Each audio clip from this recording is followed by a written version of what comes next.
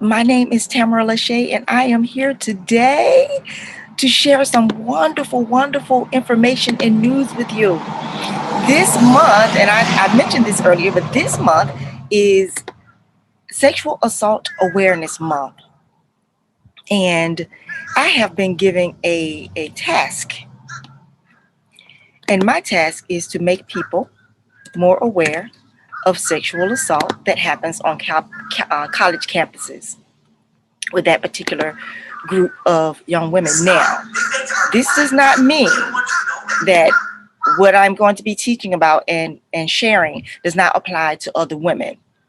But one of my main focuses is making younger women aware that these kind of things can happen, not from a place of fear, but from a place of being properly prepared. We properly prepare our girls for everything except for stuff like this. And some of us, we don't want to talk about it because we don't want them to be afraid, or we don't want them to think, the world is bad. You got to be careful. But listen, if if we can talk to our boys about everything that's going on in their world and what they need to look out for, we can definitely talk to our girls about it. I remember going to college and actually it was I remember going to high school, and the talks that our parents had for us as girls were different from the talks that our parents had for us, for the boys. I remember the boys talking about how their fathers were preparing them for sex and what they should be doing and what they could be doing, and this is how you get the girls, and this is how you get her to have sex with you.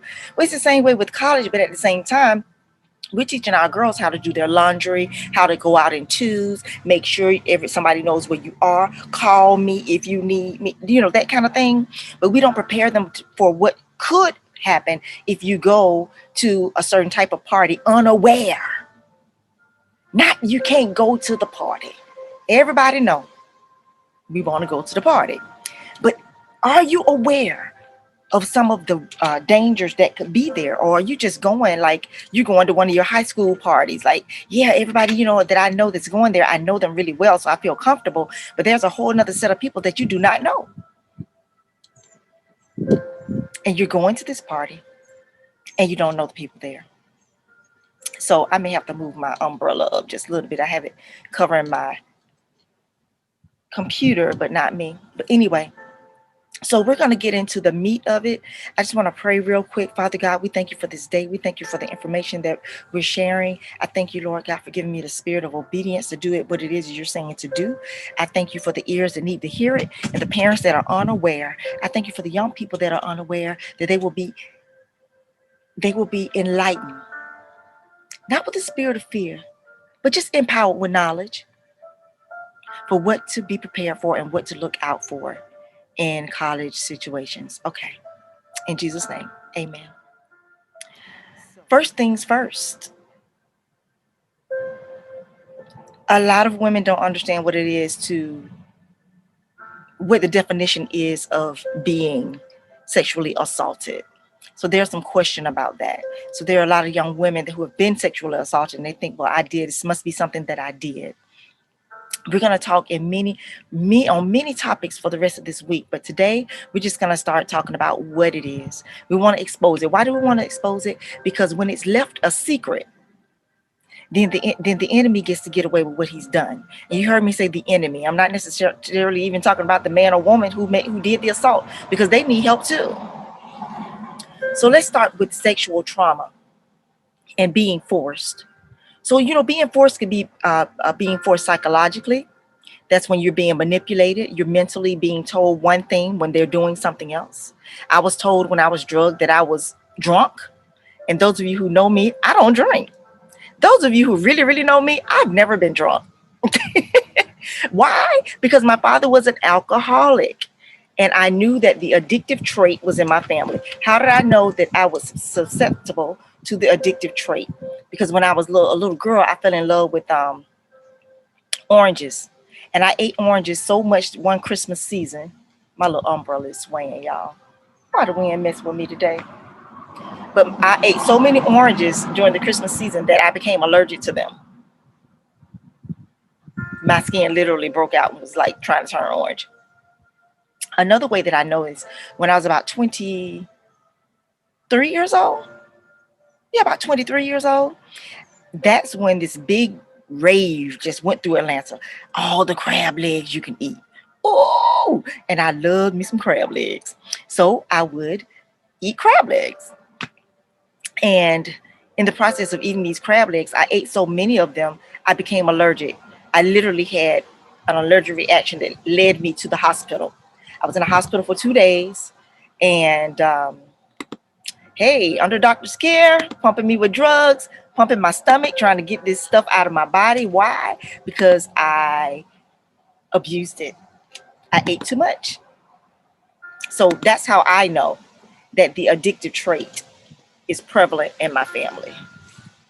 That's how I know that the addictive trait is prevalent in my family. And since I want to make sure that I don't become susceptible to anything that's addictive, I'll be careful even about how much chocolate I eat.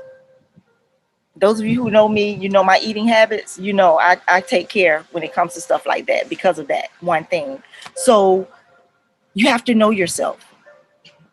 You have to know psychologically when you're being manipulated. I would suggest to you all who have college students that are going to college, sit down and make them over the summer do a word search. Word search of what? Word studies. Manipulation. What is it?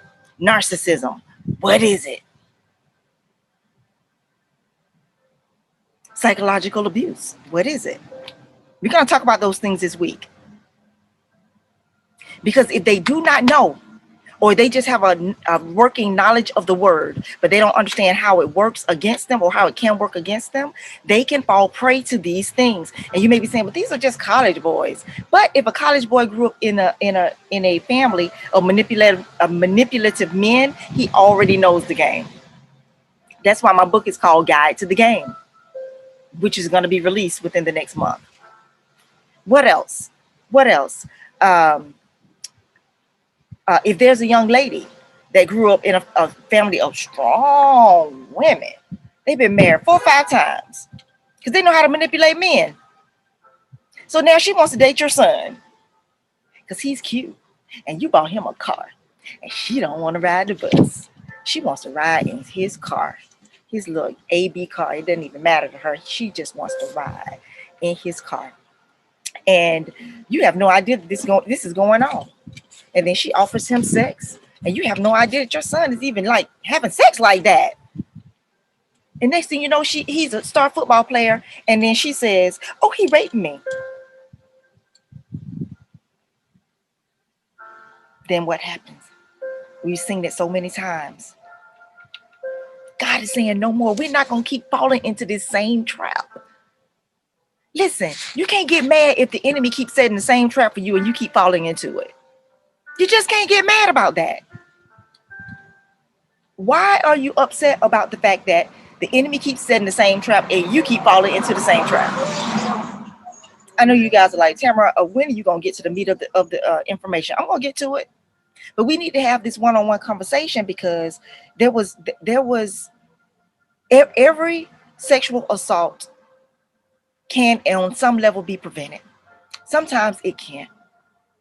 How was I to know that somebody was gonna drug me?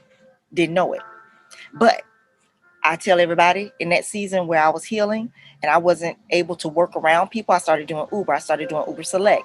It was the best job ever. Why? And I think I might even go back to it because I was able to pick up young women from concerts who were just doing dumb stuff. I picked up 2 girls and they said, "We can't find our sister." What do you mean you can't find your sister? Well, she was drunk and she fell during the concert and the security guards came and picked her up. I said, "Well, where did they take her?" Well, they said they were taking her to the medical tent and they would bring her back in 30 minutes. Okay, then what happened? They never brought her back. So when we realized it's been an hour and a half,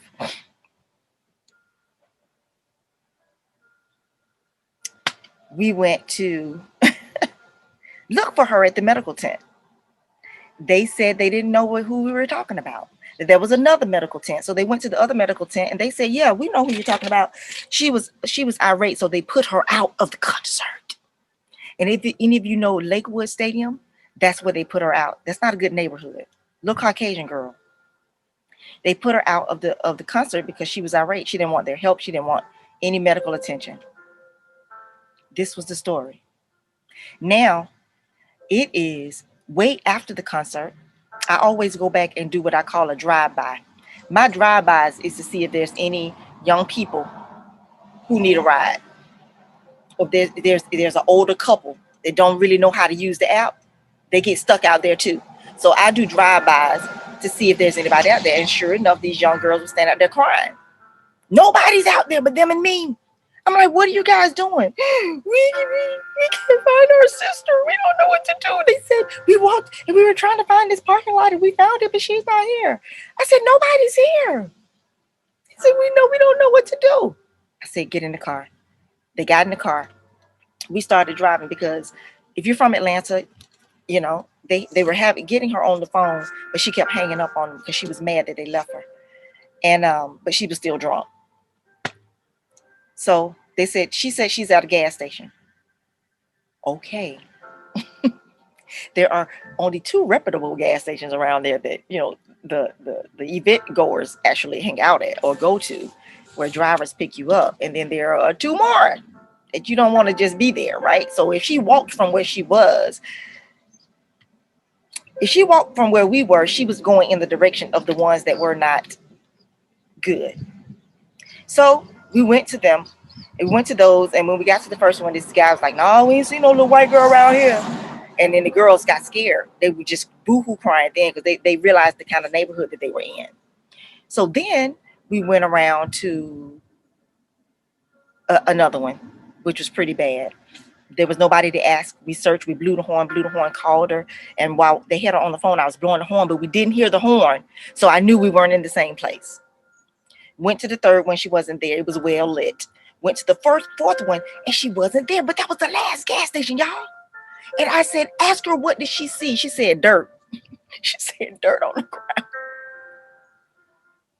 And hung up the phone. I'm not joking. She was so drunk. She said, I see dirt on the ground. Why are you calling me? Hung up the phone. But at the same time, she was crying and just all over the place. So I said, Lord, you got to help us find this girl. And I looked up and I saw a shadow do like this. And I saw hair. And then I saw again. And she did like, and I saw hair. And so I asked the sisters, I said, what color is your sister's hair? They said black. And I said, okay. I said, that might be her. Somebody's peeking around that corner. And I figured if she's afraid, she's not going to stand out in the open. She may be hiding because she's drunk. So we went around, I drove as close as I can get to her, got out of the car and looked, and they were looking and they called her name and she came out. It was her. And she was drunk, but she wasn't walking right. And I was so mad that I was your black mama, your black auntie, your black grandmama mad. And sometimes when you get that mad, you can't say nothing because Caucasian people can be a little sensitive. And even if I had African American girls in the car with me, I wouldn't have said anything at that moment because I was angry. I was angry because not only did they leave their sister, not only did they let 3 grown men carry their, I don't care if you're a security guard or not. Not only did they let 3 grown men carry their sister away, it took them an hour and a half to realize she wasn't back, which was a level of selfishness. And then also,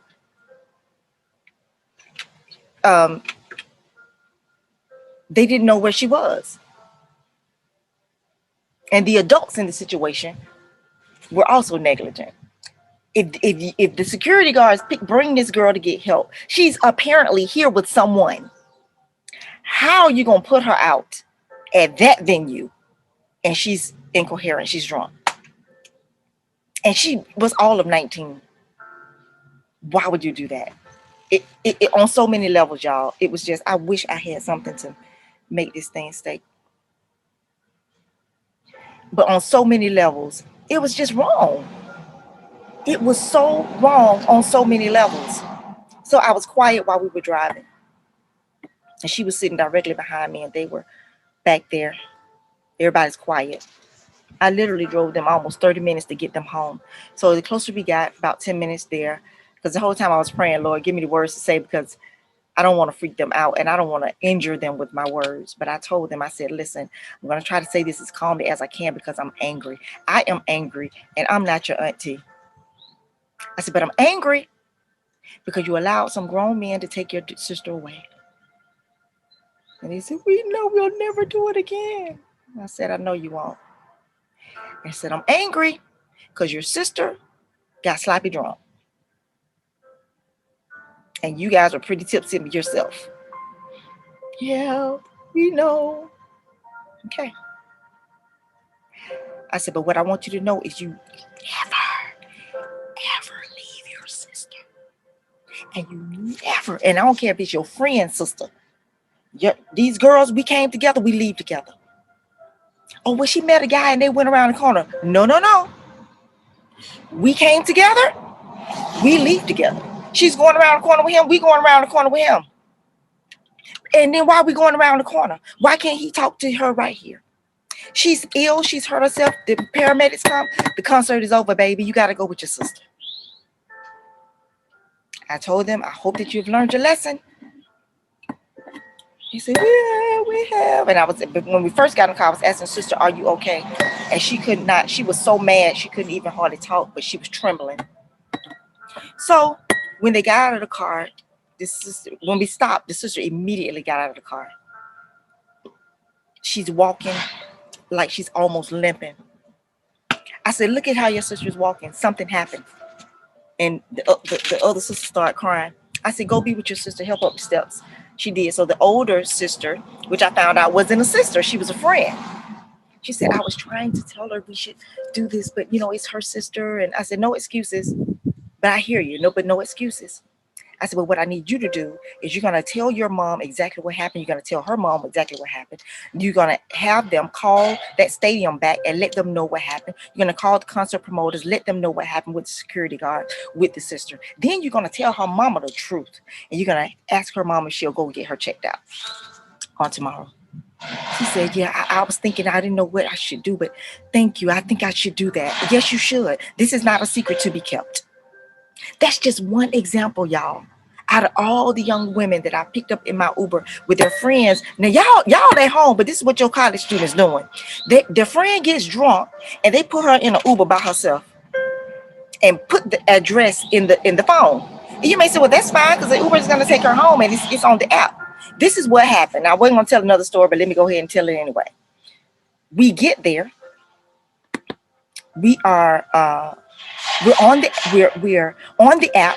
I get to this girl's apartment. I said, Sarah, we're here. She's so drunk, she can't hardly get out the car. But she makes her way out of the car. But first she doesn't want to get out of the car. She says, this is not where I live. So I called the first number on her phone, which was David. David says, hello. And he says, hey, Sarah, you made it? I said, no, this is the driver. She says, this is not her house.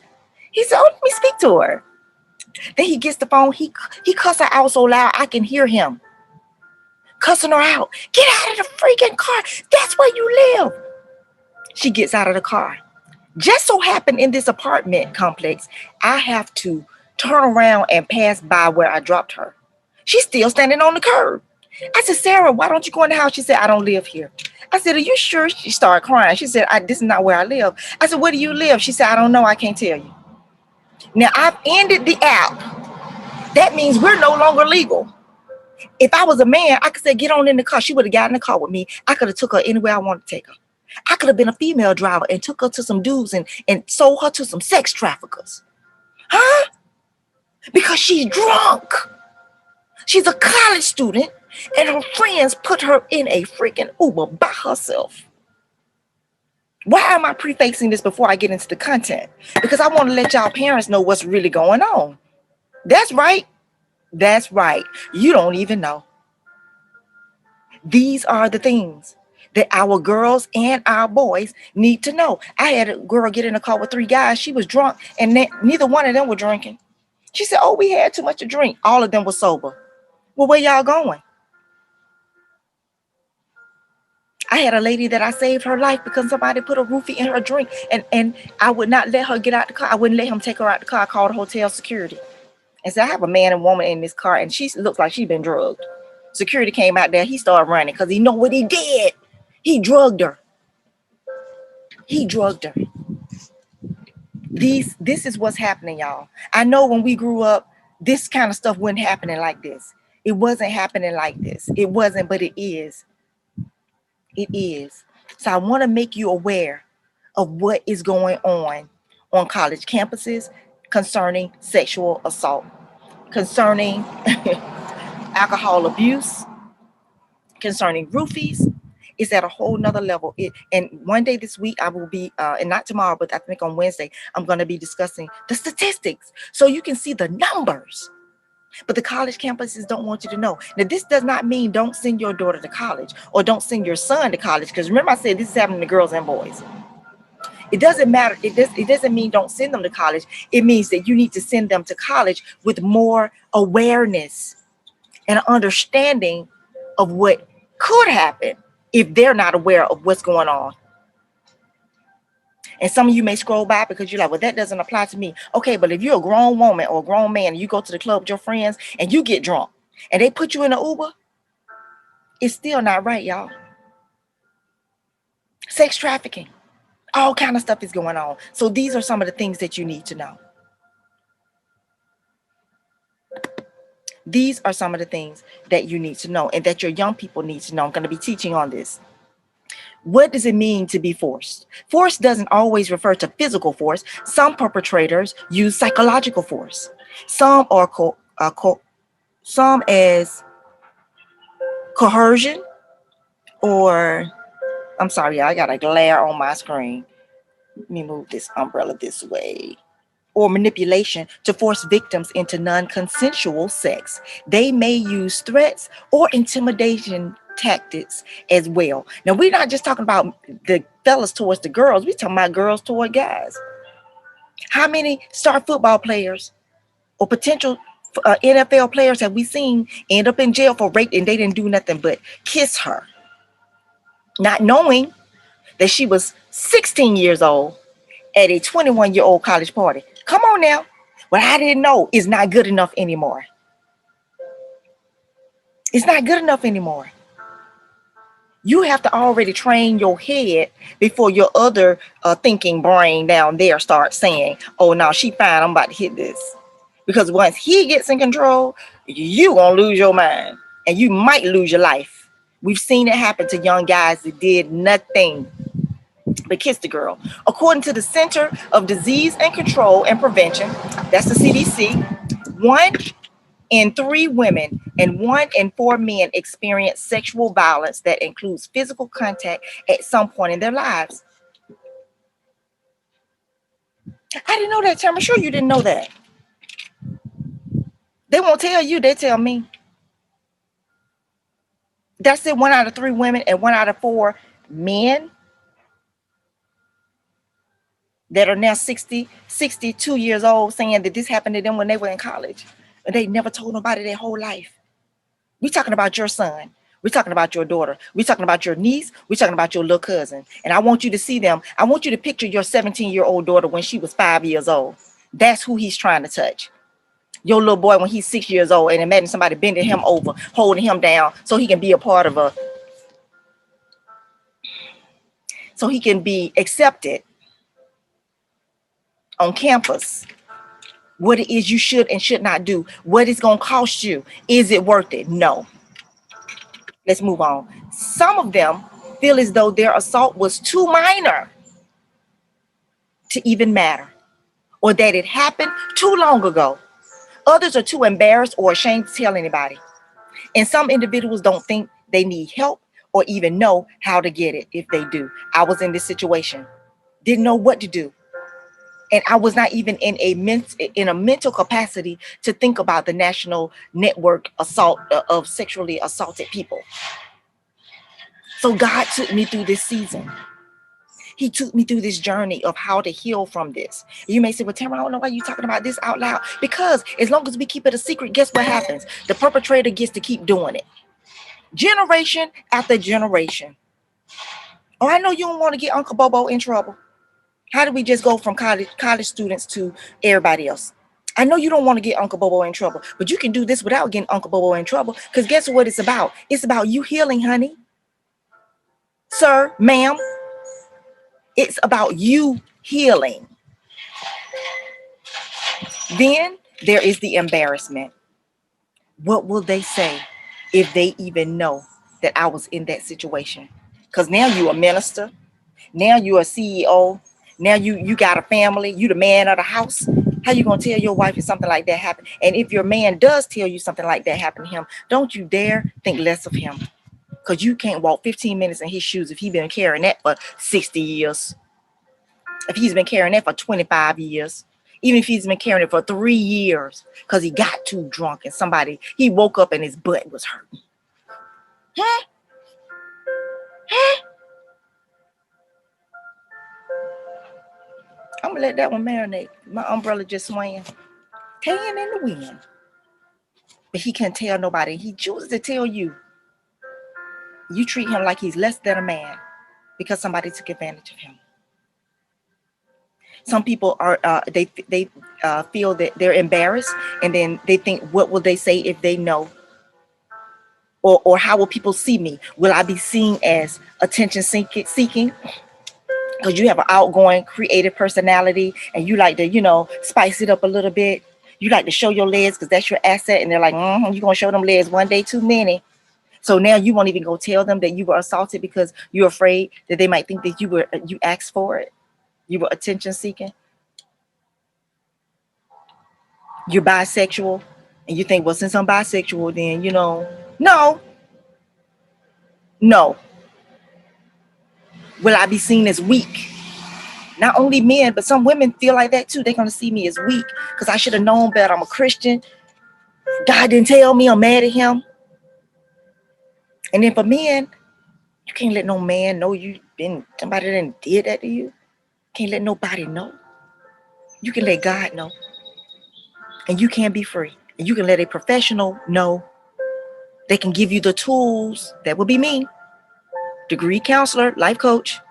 Give you the tools to get you through your hard times. And you talk about, yeah, well, I already dealt with it because I know how to deal with it now. Because you put it in this place, but you ain't happy. You look at your own self in the mirror, and you look into your own eyes, and you know that's not you. Because you lost something that day, and you feel like you can't get it back. That's why I show y'all my pictures. I show y'all my pictures of when life was out of me, and where I am today. I'm not supposed to be.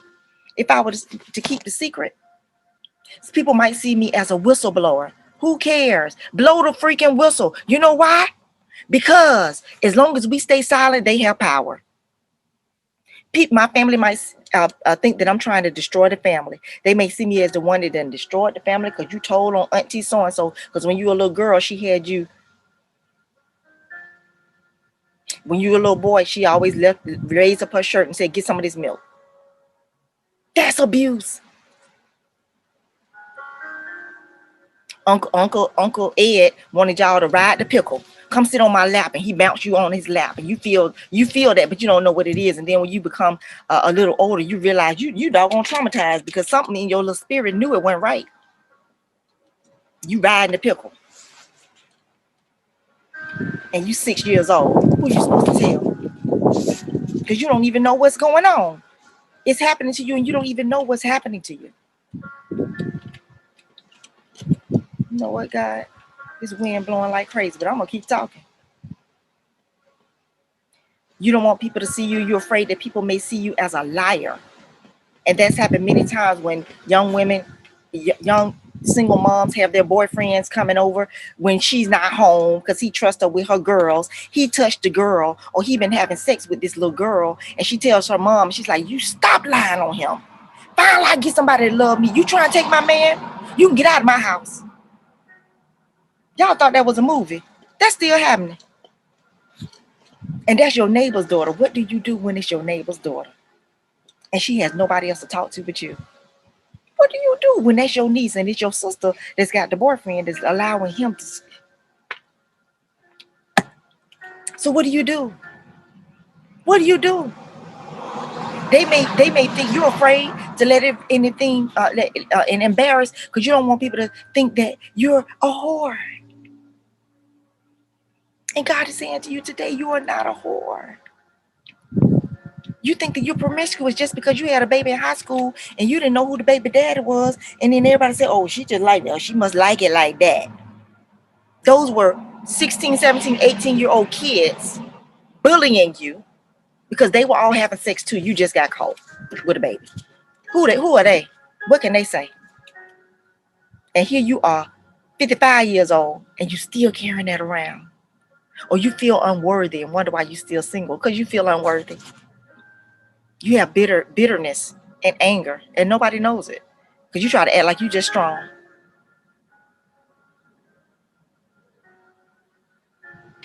You're not a whore. You're not a whore. But because they did that to you in college, you start walking in it. Because now you got the attention you've been always wanting. You didn't want that kind, but shoot, you'll take anything because your dad wasn't there when you were growing up. We're talking about the truth. You want to be a part of this cool group of dudes, and then you find like they don't have no girlfriends because they doing each other. And you were like, well, I don't know nothing about that. Come on, man, just try it. And you tried it, and you feel guilty because it felt good. Sir, you're not gay. I feel like I'm gay because it felt good. No, it felt good because it felt good. But now you're tormented because the good feeling is in your body, but in your mind, everything on the inside of you saying is wrong. And so now you start sleeping with a whole bunch of women because you're trying to prove to your own self that you're a man. Should I be saying this out loud in the sunny sunshine on a beautiful day on Facebook Live?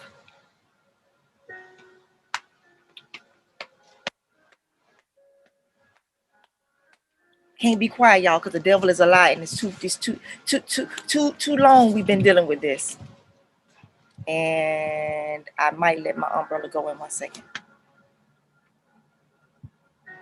So, can't do that. So, 2 more. You're embarrassed because you think people will see you as sexually promiscuous. And so what if you are? There's help for that.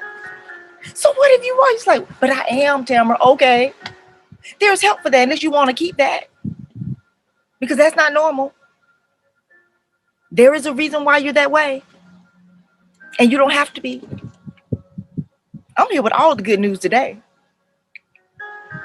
And what if you're not sexually promiscuous, though? This is what happened to you. You were targeted. What if you're not? I'm going to share with you guys some stories that'll make your head spin off, especially these college student stories. And some of you's like, well, listen, that man raped me and I was 38 years old. 44.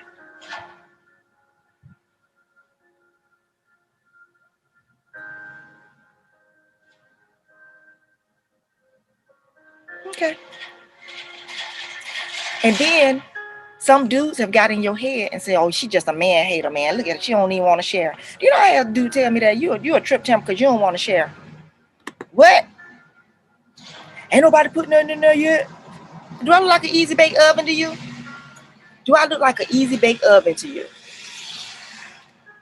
And what do you mean I don't want to share? I know they call it cookies, but these are not cookies. And these are cookies you cannot afford. You don't want to be seen as a man hater. But so what? So what? So what? You got to get to that place of healing where it doesn't matter what they think. Because the thing that's the most important, and I'm going to stop right here today. The thing that is the most important, and I need you to hear me, is that you're still here. You survived it. And you can walk in a place of healing and wholeness. You can. You can walk in a place of healing and wholeness. You can. Stop. Big banks are Nobody can take that from you. And you may say, but I just feel like, I don't have a voice anymore. Because you lost your voice a long time ago.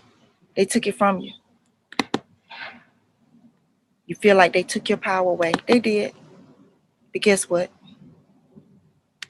God is here to give you your voice back, and God is here to give you your power back.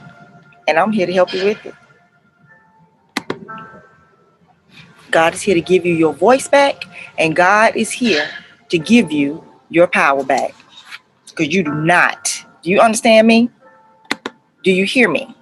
You do not have to stay captive and subject to anything that somebody else want to try to do to you, or the thoughts that still sneak up on you. You can't even watch certain movies, because when you watch those movies, it just triggers so much on the inside of you. You think, well, that's just something I have to deal with. Like it's a thorn in your side, like Paul. This ain't no thorn in your side, like Paul. Don't let the enemy trick you. Don't let him trick you. Look at me. Look at me. I'm telling you, I was in such a place of trauma. You would have thought I was never coming back out. You would have thought I was never coming back out. But tell me, you got all them people around you to help you? Not one. It was me and Jesus. Not one. And you know why? And I'm going to teach on this week too. Some people were there. They just didn't know what to say. Nobody's ever taught us how to look out for each other like that. They told us how to be quiet, don't say that. They taught us how to be shamed. And you know where that comes from? The slave mentality. It comes from PTSD, post-traumatic slave syndrome. That's what it comes from. It comes from post-traumatic slave syndrome. And God is saying this week, and I will have some testimonies. We're going to build up some girls. We're going to have some fathers talking about the love of a father to a daughter. We're going to have a lot going on this week.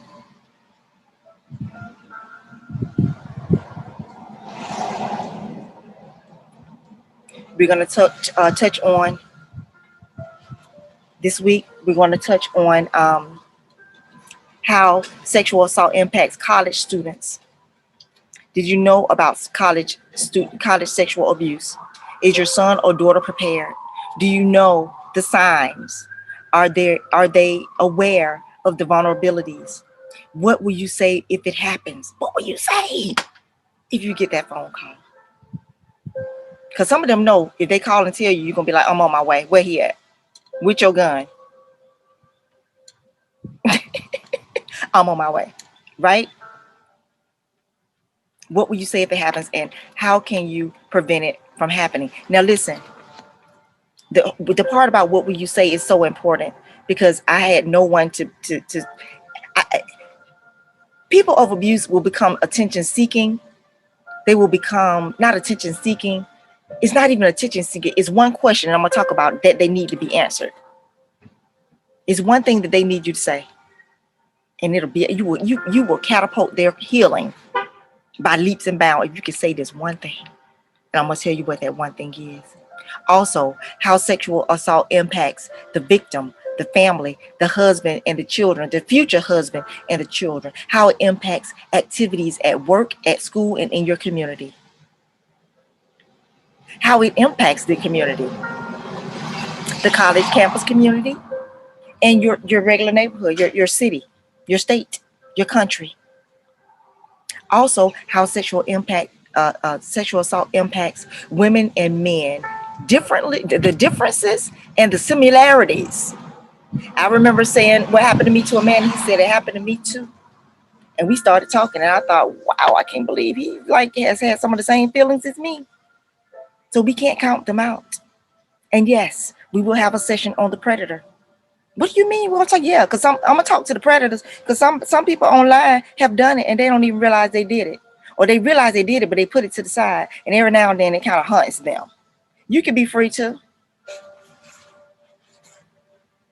You can get out from under the spirit of murder, because that's what you did. You murdered a piece of her soul when you did that. And you didn't know any better. Now you're in Christ and you know better, but nobody's ever had an altar call for this, did they? They had an altar call for this, did they? Not out loud. Y'all, I'm so here for this. This is what God is calling me to do. And I'm here to teach the girls about how to love yourself in a whole nother way. In a way that's going to get them through where they're going. Not where we've been, but where they're going. Do you hear me?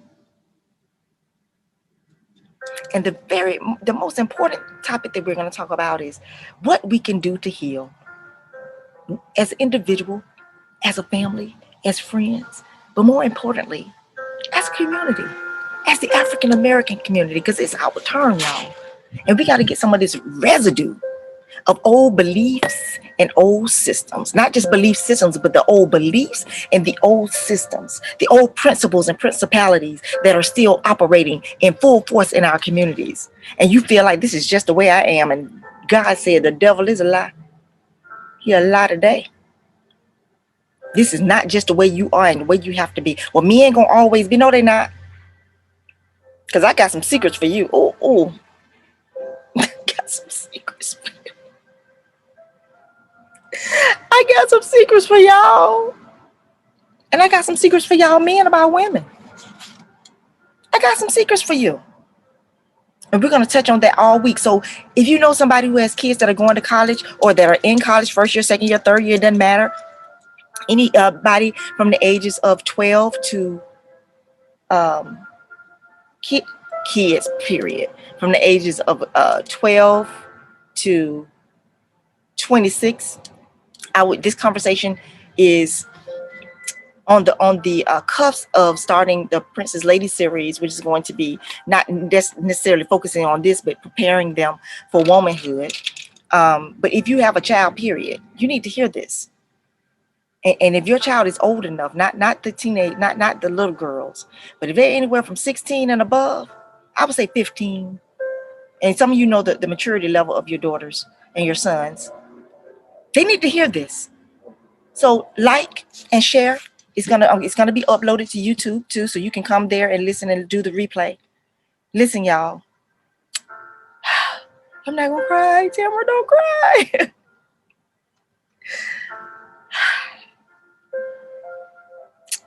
Okay.